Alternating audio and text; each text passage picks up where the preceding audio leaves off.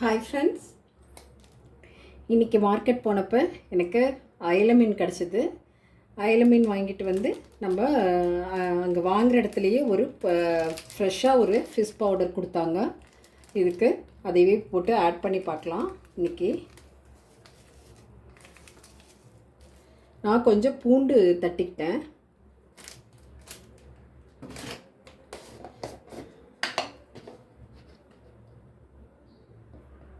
கொஞ்சம் turmeric powder,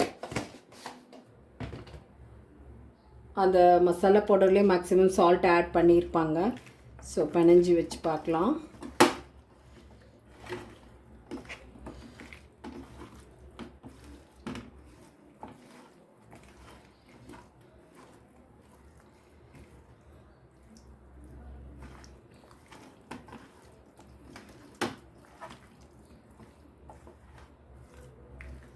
அயில மீன் எப்பொழுதுமே பார்த்திங்கன்னா அதனுடைய ஸ்கின் வந்து ஷைனிங், அந்த மாதிரி மசாலா ஒட்டாத மாதிரி இருக்கும். வேணுன்னா இன்னும் நம்ம இதுக்கு மேலே 2-3 கீரல் போட்டுக்கலாம். லைட்டாக சின்ன சின்ன கீரல் போட்டு விடலாம், பட் தேவையில்லை.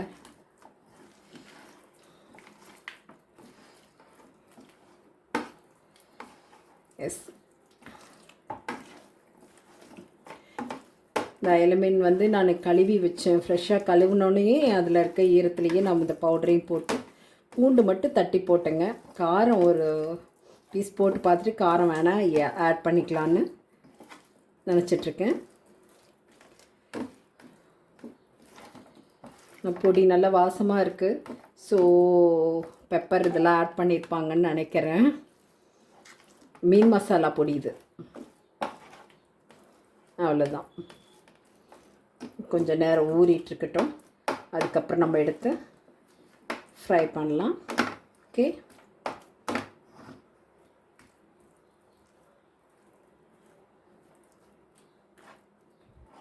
ரைட். அப்படியே அது அயில வந்து கொஞ்சமாக இருந்தது. ஸோ நம்ம வந்து நாங்கள் இருக்கிற பிளேஸில் வந்து ஆற்று மீன், குளத்து மீன் இதெல்லாம் கிடைக்கும். பட் கடல் மீன் கிடைக்காதுங்க. அதனால் போனப்போ கொஞ்சம் ஒரு 1/2 கிலோவுக்கு ஒரு மத்தி மீன் வாங்கிட்டேன். ஏன்னா எல்லாத்துக்கும் வீட்டில் கொஞ்சம் கோல்டாக இருந்தது. மத்தி குழம்பு வச்சு கொடுத்தோம்னா சரியாக போயிடும் அப்படிங்கிறதுனால இது வாங்கியிருக்கேன். க்ளீன் பண்ணி வச்சுக்கலாம். மத்தி மீன் குழம்பு, அயில வந்து ஃப்ரை பண்ணிக்கலாம். நம்ம இப்போ குழம்பு வைக்கிறதுக்கு நாம் ஒரு எலுமிச்சம் சைஸ் புளி எடுத்து ஊற வச்சு வச்சுருக்கேங்க. நான் புளி கரைச்சிக்கலாம். நல்லா கரைச்ச புளியில் நம்ம குழம்புக்கு தேவையான உப்பு, மஞ்சப்பொடி,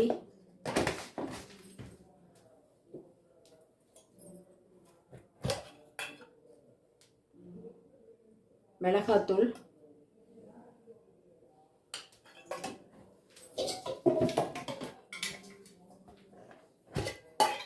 கொஞ்சம் குழம்பு மசாலா,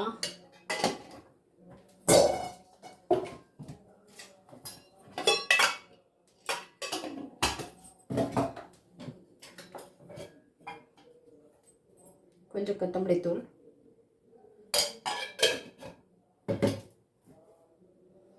போட்டு நல்லா கரைச்சி வச்சுக்கலாம்.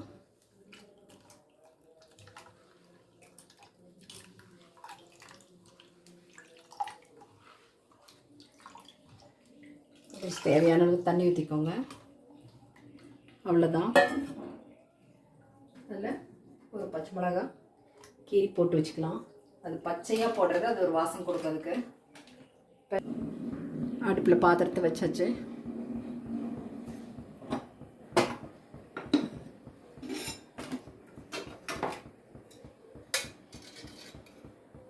தேவையான அளவு எண்ணெய்,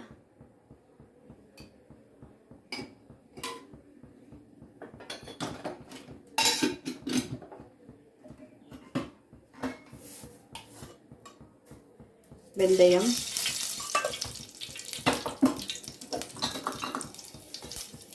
கொஞ்சம் சீரகம், கொஞ்சம் சோம்பு, and final கடுகு,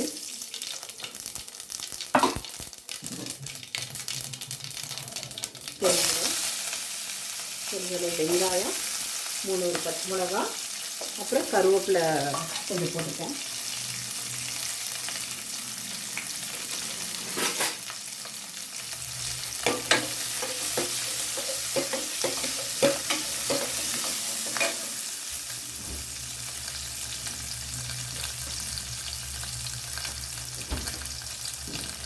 நான் அந்த குழம்புக்கு ஊற்றி வச்சேன் இல்லைங்களா, இதில் ஒரு 2-3 தக்காளி போட்டு அது கூடயே கரைச்சி விட்டுக்கலாங்க.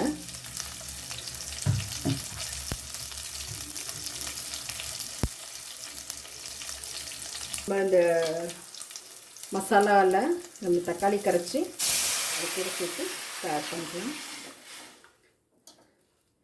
குழம்பு கொதிக்கிட்டு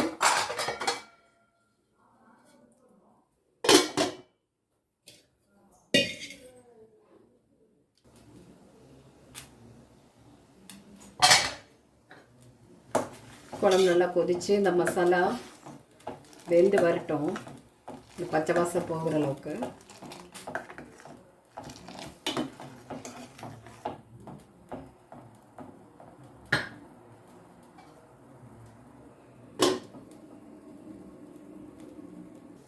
குழம்பு கொதிக்கும் போது கொஞ்சம் நல்லெண்ணெய் ஆட் பண்ணிக்கோங்க, நல்லாயிருக்கும்.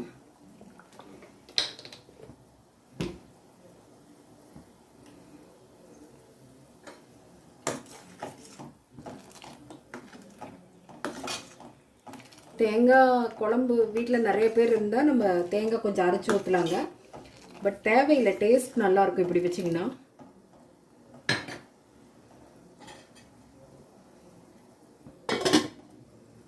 இப்போ ஃபிஷ் போட்டாச்சு.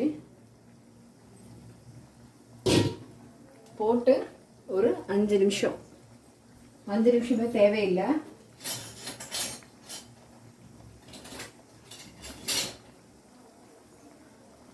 ஏன்னா அந்த மத்தி மீன் பார்த்திங்கன்னா குழம்பு கொதித்த உடனே போட்டோம்னா ஒரு 3 மினிட்ஸ்க்குள்ளே இதாயிரும். ரொம்ப நேரம் விட்டோம்னா கரைஞ்சி போயிருங்க.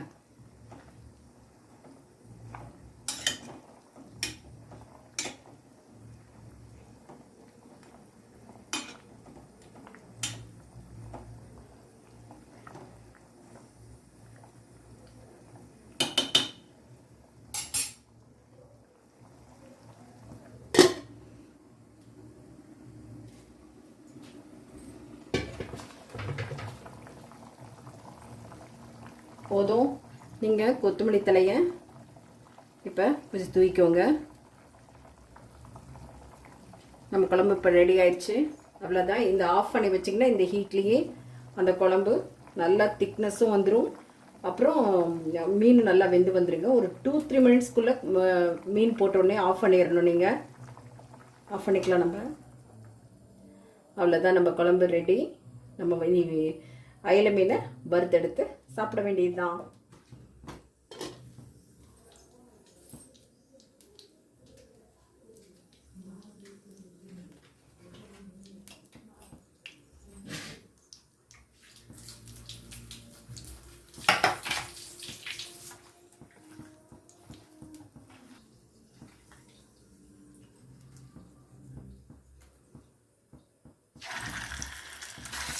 எண்ணெய் கொதிச்சிருச்சு, நம்ம ஃபிஷ் போட்டுக்கலாம்.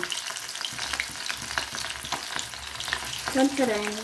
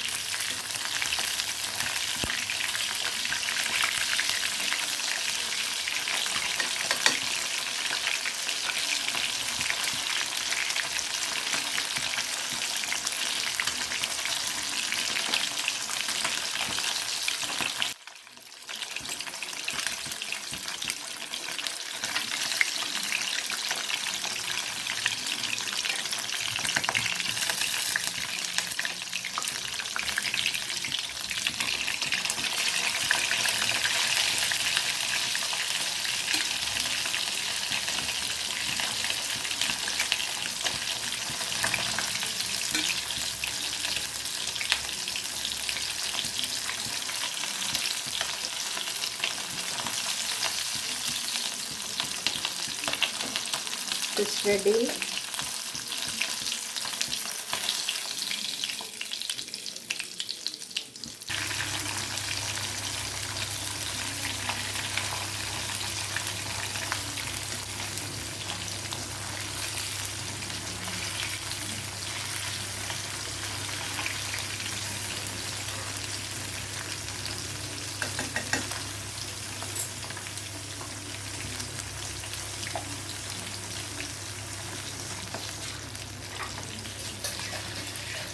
நம்ம fish gravy and fish fry ready ஆயிடுச்சு.